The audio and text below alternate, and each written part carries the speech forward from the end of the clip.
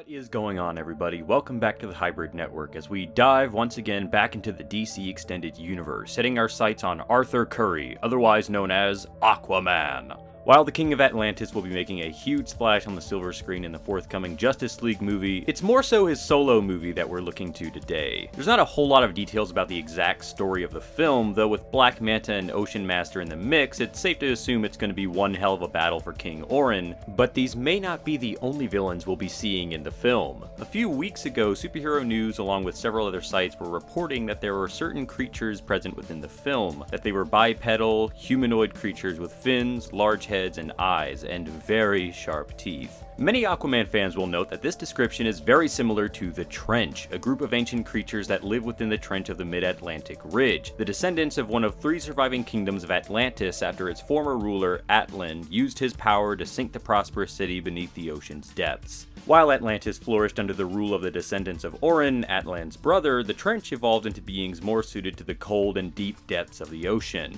Now, some might be wondering, how are they going to fit Ocean Master, Black Manta, King Nereus, and the Trench into the same film? Well, there's a thought that I had to this, because the Trench have this tendency to follow whomever wields the dead king's scepter, a weapon, one of 7 crafted by Atlan for the purpose of sinking Atlantis. Whoever wields the scepter essentially has complete control over the Trench, having total sway over their primitive minds. So, let's think about this for a second. We have representatives from the 3 surviving kingdoms present in this movie. We have Atlantis, where Arthur Curry and Orm reside. We have Zebul, ruled over by King Nereus, played by Dolph Lundgren, and the creatures deep within the Trench, supposedly. Well, I think what we may have here in this movie is some sort of battle between all the kingdoms, or at the very least some sort of alliance between Zebul and the Trench as they come together to serve the one true king of the sea in Atlantis. I think through some sort of machinations, most likely by Orm, all 3 of these kingdoms are set to turn on each other, with King Nereus finally realizing that his wife-to-be, Mera, had absconded to Atlantis,